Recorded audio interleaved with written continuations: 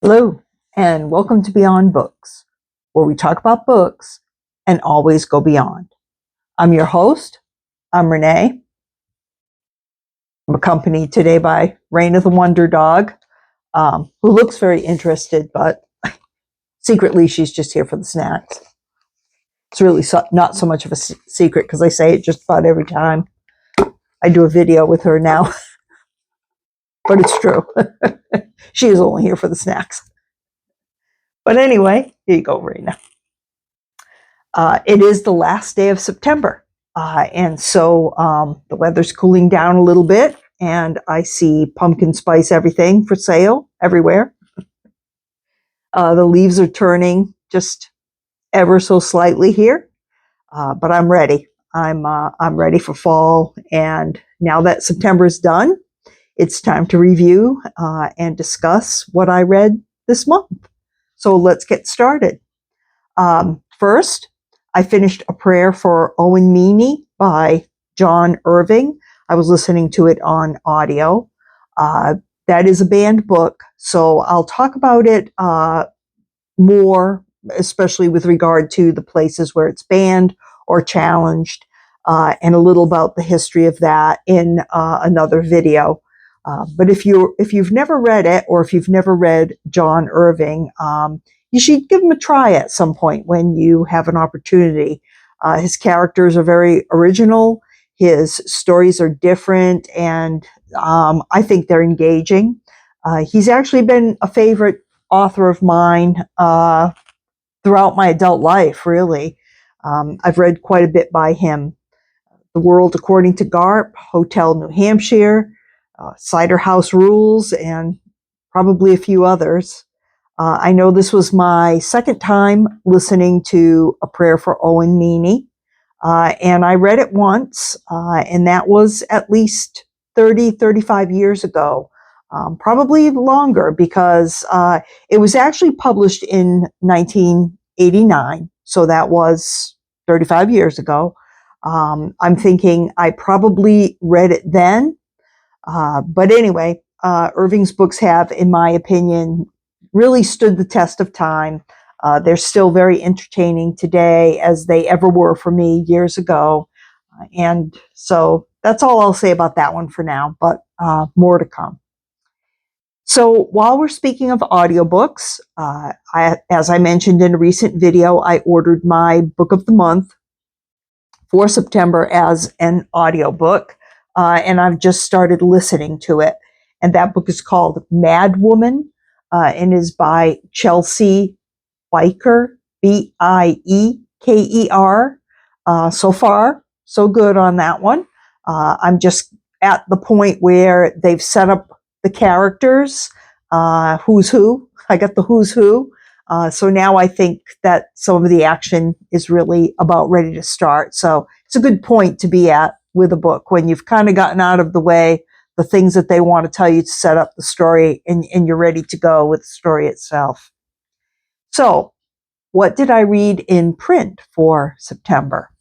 Well, let's see what we have here. First is this book, Hard Rain Falling. This is by an author by the name of Dawn Carpenter. And this is a book that I had never heard of until someone I know started talking about it and convinced me to go ahead and give it a try. It is literary fiction. It's somewhat of a crime story, and definitely a coming-of-age story. This book was written in the 60s, but it takes place mainly in the 1950s, although it actually starts a little bit sooner than that. We follow the main character, whose name is Jack Levitt, through his teenage and young adult years. Jack is an orphan.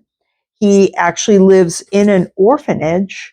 However, at the beginning, he has run away from the orphanage. And when we meet him, he's living by his wits out on the streets of Portland, Oregon. He is eventually returned to the orphanage and spends several months in solitary confinement. And this seems like a pretty severe punishment. for a developing young person who really, if anything, needs more socialization, not less. And it does change Jack in some ways, but not necessarily for the better, nor does it fundamentally change his behavior. So we start to see a pattern to his behavior.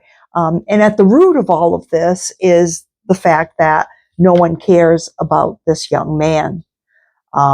There's really no one that he has that he can trust. He's not particularly suave, good looking, or bright, and he's just lost in the system, ignored until he commits another crime. One thing he is good at is fighting, and to some point that's okay, because sometimes that's just what he has to do to survive. So the book was apparently out of print for some time, and now it's been republished. Had it stayed in print, I think it may have attracted more attention, because it's actually quite good. And I'm glad it was recommended to me and I read it. So yeah, Hard Rain Falling by Dawn Carpenter. Next, I read a book called Widow's Cove, and that is by Paul Rooney. I was not familiar with this book, nor this author. This is actually his first book. However, my sister got me this as a birthday present. It takes place in the area we grew up in, and it is a thriller. It's a great story about an FBI agent who's assigned to a case of a suspicious fire aboard a fishing vessel that is out of New Bedford, Massachusetts. A fisherman is missing after the whole crew ends up abandoning the boat in the midst of the fire. Everyone is rescued except for the one missing man. The FBI agent is named Rob Ragusa, and he travels around the area conducting his interviews and investigations. And as he does, he describes the type of people that are there and the culture. And most importantly for me, he talks about the food of the area. The restaurants that he mentions are real places that I remember in some cases. And so it was fun for me to read this book and to have those memories again. The story is very good. I like the characters. There is a bit of romance, and it's very well written and just kind of done in a nice, sweet way. The problem with this book, though, is the editing. And many people mention this on Goodreads. There are so many corrections that need to be made, especially towards the end of the book. It just seems to get kind of worse and worse as the book went on, which is really a shame, because otherwise I would be glad to recommend it to people. Even if you aren't familiar with the area, I think it would be an enjoyable read. I'd definitely be interested in reading more about Rob Ragusa, the FBI agent. I like the character. So, Mr. Rooney, clean up the editing and write some more, because I'd really like to hear more about what's going on. So, thank you. Next, I read A Month in the Country by J.L. Carr, and I'll show you the spine on that one, because the jacket's missing. That's what happens when you shop in the used bookstores, right? This is actually, obviously, a novella. It's only a little over 100 pages long. It is about a young man named Tom Birkin, who is a recently returned World War I veteran. And he goes to a small village in the north of England to restore a mural in an old church. And during his stay, he meets the townspeople, including someone, named Mr. Charles Moon. He meets two clergymen and their wives. And as Tom uncovers more and more of the original painting, he makes some important discoveries about the original artists, and he feels an interesting connection to him. So It's just a quiet little story, but it kind of gets under your skin somehow, and I find myself thinking about it from time to time. It definitely makes an impression, and it's an interesting read. So I recommend that book as well. Now, the next book I finished this month is something different. So I'm going to give a trigger warning on it right now. It is a book that talks about sexual assault. I've had it for a few months, and I just decided, well, why not read it? I had another title on my TBR list, but for some reason, this called out to me. I started reading it one day, and I never put it back on the shelf. I just kind of finished right through it within a couple of days. That book is Conversations with a Pedophile. It's by Dr. Amy Hamill Zabin. And if you're shocked or disgusted by the title, I mean, that's certainly understandable. However, consider the subtitle, In the Interest of Our Children. It does kind of make you want to know a little bit more about what the book is about. So first, it was written by a music therapist. She gets people to open up about their issues and problems through music, and discussions of music, playing music on her guitar, those kinds of things. So as a therapist, she went to the forensic unit of a psychiatric hospital, and there she met Alan. Now, that's not his real name, but Alan was there for evaluation of his mental condition and his ability to stand trial. He had never opened up to anyone previously, but she got him talking about music and eventually himself. So she hadn't known previously that he was a pedophile, but that's what, he had been arrested for, was molesting children, and he molested many over his time when he was doing that. She started a therapeutic relationship with him, and they corresponded back and forth by mail. And the book she wrote, this book, is based on those letters that he wrote to her. So he told her everything. And of course, it's all horrifying. But what's most shocking is that he did it all right, basically under the noses of the children's parents. And when I say that, what I mean is that he's not the predator in the white van with the candy that, you don't know, the stranger danger. He's the Boy Scout leader, the Bible study leader.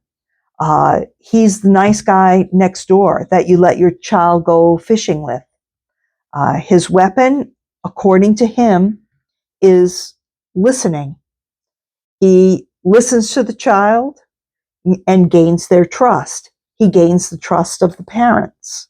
And he does all that by listening and by being a nice guy. And then he betrays that trust by basically bribing the children to get them to do exactly what he wanted them to do. And he would be the first to say that his assaults on children are not about sex, but about control. It's interesting that the doctor who wrote the book was molested as a child herself. She was molested by her own father. So talk about a betrayal. So there you are. But both of them do come to a better understanding about themselves, thanks to their communication to each other.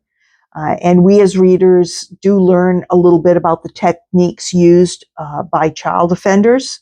I know it's not a book for everybody, but it is a fascinating true crime study of human behavior. So that's it. That is September. It's just about over. And soon I'll be posting my TBR for October. I've already started reading another book, and that is called Imaginary Friend. It is by Stephen Chbosky.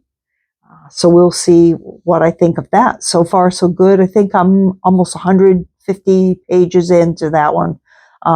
So yeah, interesting and a little bit creepy. the creepy season has started.